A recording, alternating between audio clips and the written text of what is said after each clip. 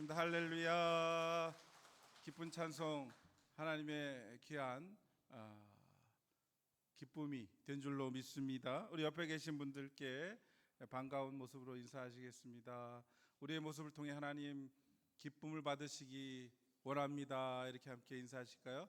우리의 모습을 통하여 하나님 기쁨 받으시기를 원합니다. 우리 성도의 삶을 통해서 하나님께서 기쁨을 누리실 줄로 믿습니다. 그런 분들이 계시죠. 어떤 분들이 이렇게 뵈면 저 사람 저분처럼 참 신앙생활 잘하고 싶다. 우리 찬양대 보면서 나도 저보다는 잘할 수 있을 텐데 하면서 나도 찬양하고 싶다. 그런 마음 드시지요? 예, 나도 같이 찬양하고 싶다. 내가 한 살만 더 어려도 우리 권사님 그런 표정이신 것 같아요. 내가 10년만 아니구나. 내가 몇십 년만 젊었어도 찬양할 텐데 이런 마음 가지시는데 그러한 대상이 되시기를 바라겠습니다. 근데 어떤 분들은 저분을 보니까 교회 가고 싶지가 않다. 예, 제가 뭐 보는 게 특별히 그분 때문에 보는 건 아닙니다. 예. 저분은 왜 저렇게 믿을까 하는 생각이 들 경우가 있습니다.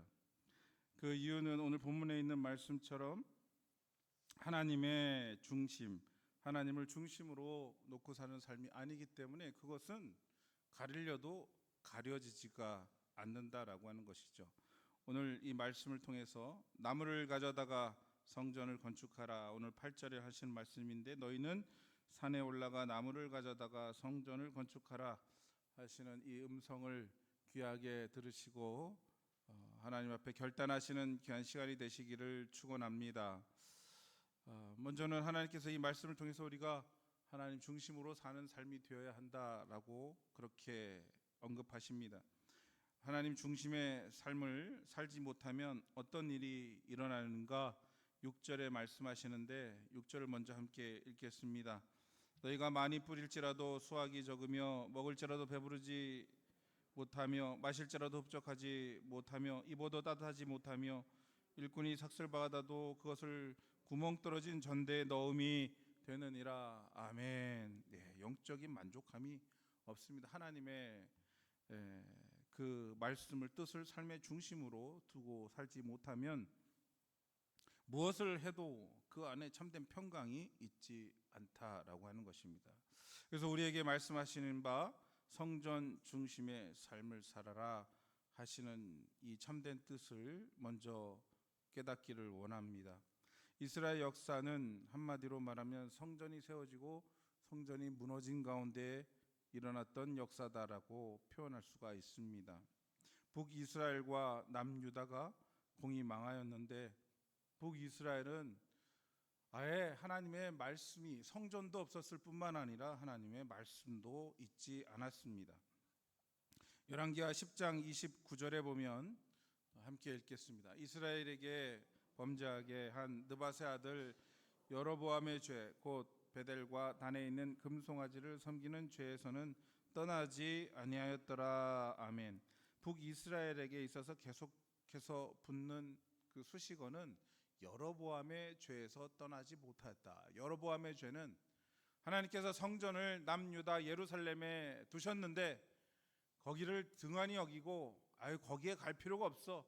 우리 편한 대로 베델과 단에 제단을 쌓아 놓을 테니 여기서 예배를 드립시다. 이렇게 얘기를 했는데 그 제단은 성전도 아니었고 거기에 무엇이 있었는가? 금송아지가 있었습니다. 즉 하나님이 계시지 않았습니다.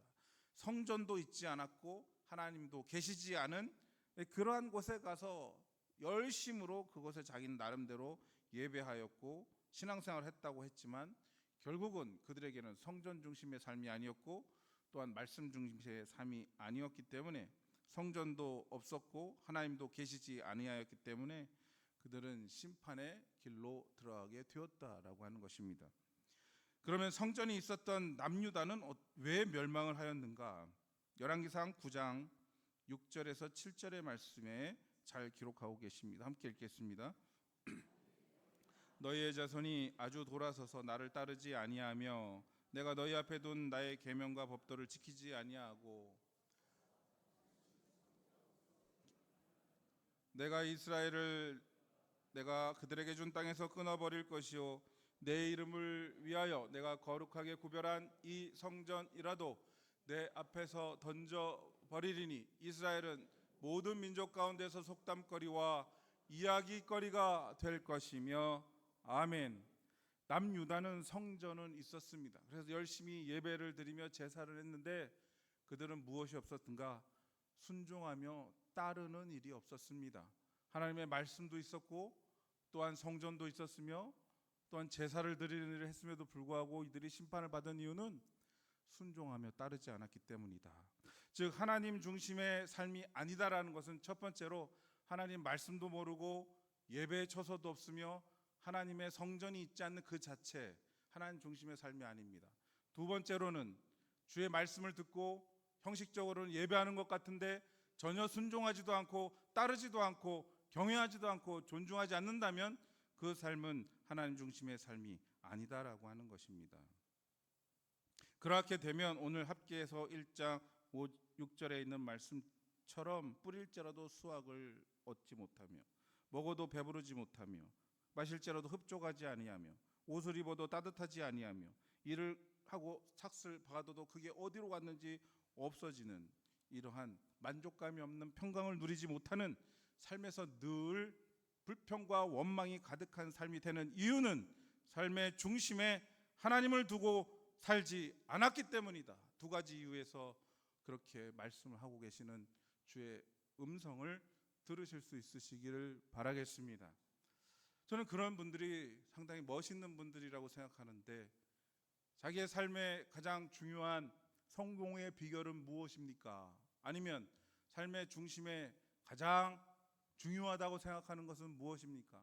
아니면 인생에 있어서 가장 중요한 가치를 무엇으로 두고 계십니까? 했을 때 저는 우리 하나님을 사랑하며 하나님을 말씀을 따르는 것이 인생의 가장 중요한 가치라고 여깁니다라고 공공연하게 선포할 수 있는 그 사람, 이 사람이 그리스도인들에게 있어서 가장 존경받고 또한 따를 만한 본이 될 만한 사람 아니겠습니까? 이런 사람이 미국의 영화배우 가운데 덴젤 워싱턴이라고 하는 분이 계십니다. 제가 가끔 예화로 드리는데 이분은 여러 대학에서 졸업생들이 졸업할 때에 초청 강사로 학생들에게 격려의 이야기를 들려줄 때 많이 초빙되는 강사입니다. 이 강사가 항상 강사로 초빙되어서 하는 말은 그것입니다. 여러분들 어떤 일을 만나거나 무엇을 하거나 또한 삶에 있어서 기쁘고 즐겁고 행복한 일, 괴로운 일 당했을 때에 가장 우선순위로 두어야 할 것은 제가 다른 것은 말씀드릴 것 없고 그 순간에 오직 하나님 주님께서 저의 가장 우선순위입니다. God first 라고 하는 생각만 하십시오 라고 이렇게 이야기를 합니다. 즉 자기 인생에서 사람들이 묻습니다. 성공의 비결이 무엇입니까? 라고 물을 때 그는 자랑스럽게 이야기한다는 거죠. 저는 언제나 하나님의 말씀과 뜻을 제 삶의 우선순위로 놓고 살았습니다. God first. 그것이 제 인생의 비결이며 또한 제 인생의 기쁨이며 제 성공의 열쇠입니다. 이런 얘기를 공공연하게 특별히 자라나는 다음 세대들에게 하는 이러한 모습 보면 참 부럽고 멋있다는 생각을 하게 되는 것이죠.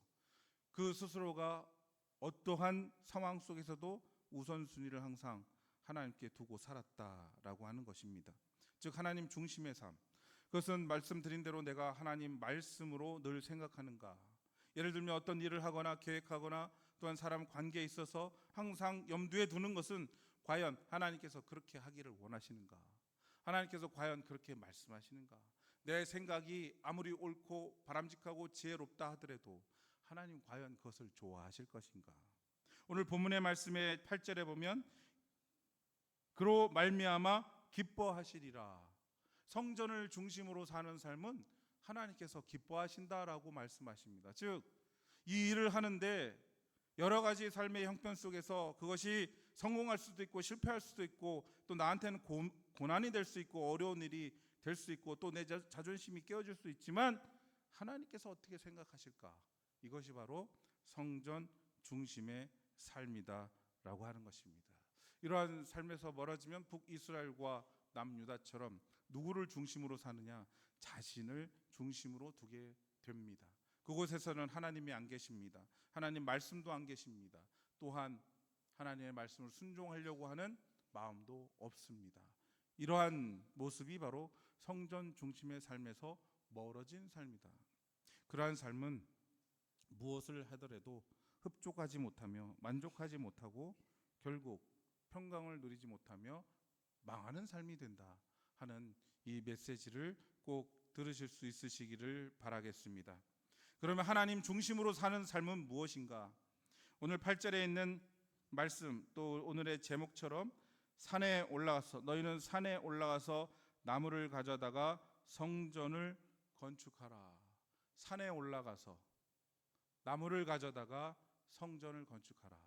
이 말씀에 들어있는 영적 의미를 통해서 성전 중심의 삶 무엇인지를 함께 배워 나가기를 원합니다. 그래서 둘째로는 산에 올라가라 하시는 말씀은 자기를 돌아보고 성찰하라 하시는 말씀입니다. 5절에도 말씀하시고 너희는 너희의 행위를 살필지니라. 7절에도 말씀하십니다. 만군의 여호와가 말하노니 너희는 자기의 행위를 살필지니라. 산에 올라가라. 물론 나무가 있으니까 산에 올라가라 장소를 말씀하시는 것도 있지만 좀 더 우리는 깊이 있게 영적으로 듣는 차원에서 산에 올라가라. 그것은 고대 이스라엘 백성들이 시내산에 올라가서 그동안 몰랐던 하나님의 언약의 말씀을 들으면서 자신이 이때까지 저질렀던 삶이 얼마나 죄된 삶인지를 하나님께서 깨닫게 해주시는 과정을 겪게 됩니다. 신약시대에서는 예수님께서 산에 올라가 그 입을 열어 가르쳐 주신 말씀이 무엇인가 하면 복된 삶은 무엇인가? 산상수훈 8가지를 알려주십니다. 즉 산에 올라가라. 하나님의 말씀을 듣고 비추어서 내 삶을 살펴보라 하시는 이 말씀을 들으실 수 있으시기를 바라겠습니다. 즉 하나님 중심의 삶이라고 하는 것은 하나님의 말씀을 우선순위로 두는 것입니다. 여러 가지 형편과 상황이 하나님 말씀을 들을 수 없는 여러 가지 이유가 있을 것입니다. 그런데 그럴 때라도 자신의 모습이, 자신의 생각이 하나님 중심으로 살고 있는지, 하나님 말씀으로 우선순위를 두는지 살펴보고, 그래야지 않았으면 빨리 회개하고 하나님 말씀을 중심으로 놓으실 수 있는 우리 모두가 되시기를 축원합니다. 구약성경 열왕기상 17장에는 엘리야 선지자의 이야기가 나오는데 매우 독특한 사건이 있습니다. 우리에게 너무나도 잘 알려져 있죠. 엘리야 선지자가 시돈의 한 과부의 집으로 찾아가는 명령을 듣습니다. 당시에 북이스라엘이 영적으로 너무 타락해 있었죠. 즉 아까 읽어드린 말씀처럼 여로보암의 죄에서 계속해서 멀어지고 있었습니다. 그 죄로 점점점 커져가고 있었습니다. 성전이 없었습니다. 하나님 말씀도 없었습니다. 엘리야 선지자를 보내서 그 땅을 돌이키기를 하나님께서 원하셨습니다. 3년 6개월의 가뭄을 통해서 이들이 깨닫고 다시 돌아오기를 원했습니다. 그러는 중에 하나님께서 엘리야에게 그 문제의 시작점에 가까운 시돈 땅으로 가라. 그곳에서 역사를 일으키리라 하시면서 엘리야 선지자를 시돈 사르밧 과부에게 보내는 장면이 있습니다. 그때 17장 9절에 보면 열왕기상 17장 9절 함께 읽겠습니다. 너는 일어나 시돈에 속한 사르밧으로 가서 거기에 머물라. 내가 그곳 과부에게 명령하여 내게 음식을 주게 하였느니라. 아멘. 하나님의 사역을 엘리야에게 명하시면서 네가 가면 먹고 마시고 잘 곳을 다 준비해 두었다. 가서 그 과부에게 찾아가라 하면서 보냅니다. 엘리야는 아마도 기록되지는 않았지만 너무나도 당연한 하나님의 일을 하니까 하나님께서 먹을 것과 또 거할 곳을 다 준비해 놓으실 것을 조금도 의심 없이 믿고 갔을 것입니다. 그래서 뭐 다른 자기의 여비를 챙긴다든지 먹을 것을 챙기지 않았습니다. 엘리야 선지자뿐만 아니라 모든 선지자가 다 그러합니다. 하나님 믿고 하나님께서 주실 것을 믿고 그렇게 가죠. 당연히 하나님께서 온 우주 만물을 창조하신 하나님께서 그 선지자 한 명의 그 식사도 제대로 챙겨주지 않을 거라고는 믿기 어렵겠죠. 뭐 산의 진미는 아니더라도 충분히 먹을 것을 하나님께서 마련해 주셨다라고 당연히 생각했을 것입니다. 그래서 가자마자 엘리야 선지자는 그 과부에게 하나님께서 나를 여기에 보내셨고 너를 통해서 먹을 것을 준비해 두셨다고 하니까 아마 충분히 먹을 것을 준비해 두셨을 거야. 그러니 나에게 음식을 좀 다오, 이렇게 이야기를 합니다. 근데 이 과부가 정말 뜻밖의 이야기를 하죠. 열왕기상 17장 12절입니다. 함께 읽겠습니다. 그가 이르되 당신의 하나님 여호와께서 살아계심을 두고 맹세하노니 나는 떡이 없고 다만 통에 가루 한 움큼과 병에 기름 조금뿐이니 내가 나뭇가지 둘을 주워다가 나와 내 아들을 위하여 음식을 만들어 먹고 그 위에 죽으리라. 너무 뜻밖의 얘기를 듣습니다. 하나님께서 분명히 아까 17장 9절에 음식을 다 준비하셨다고 했는데 가보니까 먹고 죽을 양도 안 되는 한 움큼의 밀가루만 있었던 거예요. 엘리야 생각이 얼마나 참 가련하겠어요. 그걸 달라고 하자니 정말 해도 너무한 거 아니에요? 이제 먹고 죽으려고. 왜냐하면 지금도 그렇지만 나라가 어려우면 그 어렵고 힘든 계층들은 지도자들이 쳐다도 안 봅니다. 거들떠도 안 봐요. 그들의 삶이 먹을 것이 없고 입을 것이 없고 하루하루 겨우 연명하는 삶 보지도 못합니다. 어떻게 살아가는지 알지도 못합니다. 하물며 이 2000년 전에, 2000년도 더 됐죠. 3000년 전에 사회 속에서 과부는 그 사회에서 가장 하층민 중에 하층민이 가장 멸시천대받는 사람이고 그 존재 가치도 인정받지 못하는 이 사람들이 나라가 어려워져 가지고 죽게 되었는데 누가 거들떠나 봅니까? 그나마 조금의 가루가 있어서 이제 이거 먹고 마지막 음식 먹고 죽어야 되겠다 생각하고 있는데 느닷없이 웬 선지자가 오더니 먹을 거를 차려내라 그러는 겁니다. 얼마나 기가 찼겠습니까? 어이가 없죠. 그래서 17장 12절에 이 얘기를 하는 겁니다. 우리가 지금 먹고 죽을 것도 없습니다. 이럴 때에 우리도 모두 다 그렇게 생각할 것입니다. 지금 상황에서 내가 무슨 주의 일을 합니까? 이런 상황에서 우리가 무슨 하나님의 일을 하며, 이런 상황에서 무슨 전도를 하며, 이런 상황에서 무슨 하나님 중심으로 살아갑니까? 하는 생각이 드는 여러 형편들이 있을 것입니다. 우리나라는 그래도 종교의 자유가 있고 믿음의 자유가 있어서 마음껏 예배를 드릴 수 있지만 그렇지 못한 나라 민족이 얼마나 많은지 모릅니다. 그런 상황에서 무슨 하나님께 영혼 돌립니까? 예배를 드립니까? 하나님 중심의 삶으로 삽니까? 그랬다간 다 잡혀가가지고 그날로 다 사형당하고 죽는데 고난당하는데 어떻게 삽니까? 하는 상황들이 있을 것이다 라고 하는 것입니다. 또 우리 삶도 마찬가지입니다. 삶의 형편들이 여러 가지 힘들고 어렵다 보니 하나님 중심으로 살기보다는 주의 말씀에 순종하기보다는 내일에 급해서 내일 하기에도 바쁜 삶인 것이 오늘의 우리의 현실입니다. 아니 뿐만 아니라 올해 우리 교회에 주신 말씀처럼 서로 친절하며 불쌍히 여기며 용서하기를 하나님께서 그리스도 안에서 용서하신 같이 서로 용서하라 했을 때 우리 마음에 하나님 말씀으로 용서해야지 하십니까? 아니면 아우 천하 없어도 저 사람 보면 꼴만 보면 뒤통수만 봐도 그냥 화딱지가 나서 도저히 용서할 수 없는데요, 이런 마음이 드십니까?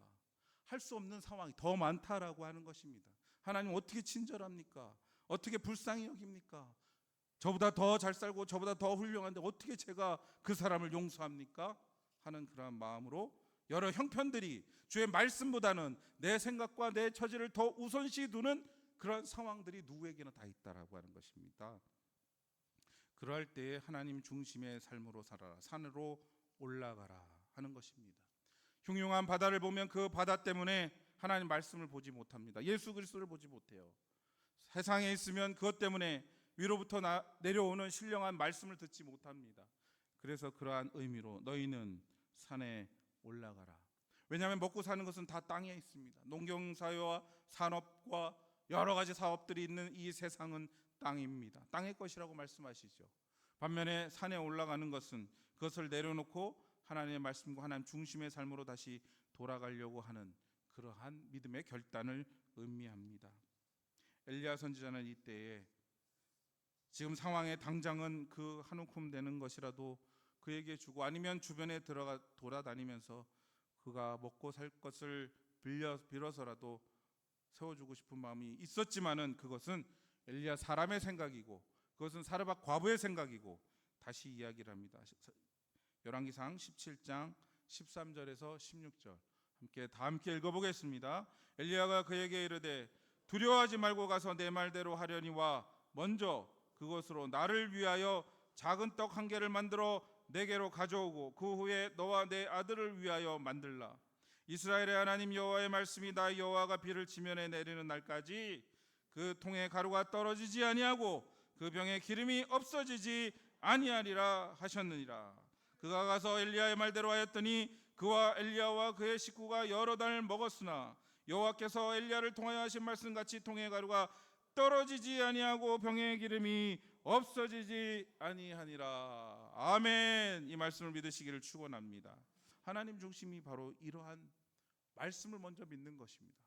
God first. 하나님이 우선입니다. 하나님의 뜻이 우선입니다. 용서하라 하시면 그 뜻이 우선입니다. 도무지 용서할 수 없는 지금의 상황은 두 번째, 세 번째입니다. 무조건 용서하라, 서로 사랑하라, 친절히 대하라, 주의 성전을 건축하라. 이 말씀을 먼저 세우는 것, 그것이 우선순위에 있어서 하나님을 두는 것이, 말씀으로 먼저 세우는 것이, 그것이 하나님 앞에 바로 서는 영적인 승리의 비결임을 믿으시기를 축원합니다. 여러 형편 속에서 내가 어떻게 헌금을 합니까? 여러 형편 속에서 볼 때 내가 어떻게 교회 봉사를 합니까? 여러 일들을 보면 제가 무슨 주의 전도를 하며 선교를 하며 교육을 합니까?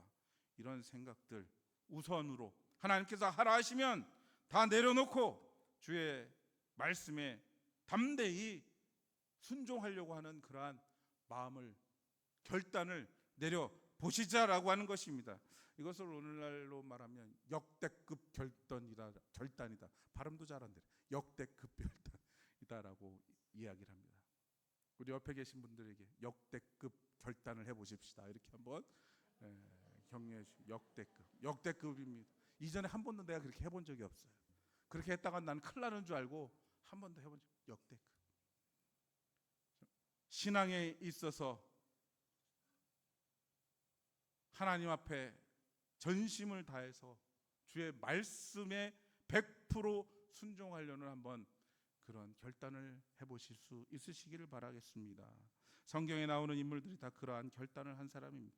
그 상황에서 그런 결단을 내리기가 도저히 불가능한 결단들입니다. 그런데 그들은 하나님의 말씀을 우선순위에 놓았습니다. 75세 나이에 아브라함은 자기의 집을 떠납니다. 자기가 편안했던 안락한 삶을 포기합니다. 그는 100세에 자기가 낳은 아들을 주님 앞에 내어놓으라는 말씀에 그가 하나님 앞에 그 자식을 내려놓습니다. 요셉과 다윗과 다니엘은 어려서부터 하나님 따르기를 결단하고 하나님 말씀에 자기 인생을 내어놓습니다.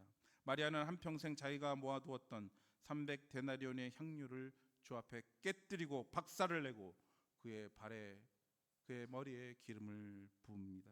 삭개오는 자기가 한평생 이렇게 저렇게 모은 모든 재산을 예수 그리스도 앞에 온전히 다 바칩니다. 바나바는 자기가 가지고 있었던 삶의 터전인 모든 밭을 팔아 다 사도들 앞에 내어놓습니다. 이러한 결단 누구에게나 한 번은 꼭 하실 수 있으시기를 바라겠습니다. 나에게 가장 소중한 것, 나에게 가장 놓을 수 없는 그것보다 하나님을 우선시하는 God first, Jesus first 하는 이러한 마음으로 하나님 우선입니다. 하나님 말씀이 나에게 있어서는 생명입니다 하는 그러한 믿음으로 산에 오르는 그러한 결단과 다짐이 있으시기를 축원합니다. 그러면 하나님께서 그리하지 않아도 사랑하지만 그 마음을 가지고 세상 어디에나 주의 복음을 전할 주의 사명자의 능력을 채워 주실 줄로 믿으시기를 축원합니다. 두 번째로 우리가 하나님 중심으로 사는 것은 나무를 가져다가 성전을 건축하라. 나무를 가져다 성전을 건축하라. 성전을 짓는데 재료까지 말씀해 주시는 것은 거기에 특별한 이유가 있을 것으로 저는 여깁니다. 그 나무는 어떤 나무이겠습니까? 바로 예수 그리스도의 십자가 고난의 나무인 것을 우리는 묵상하고자 합니다.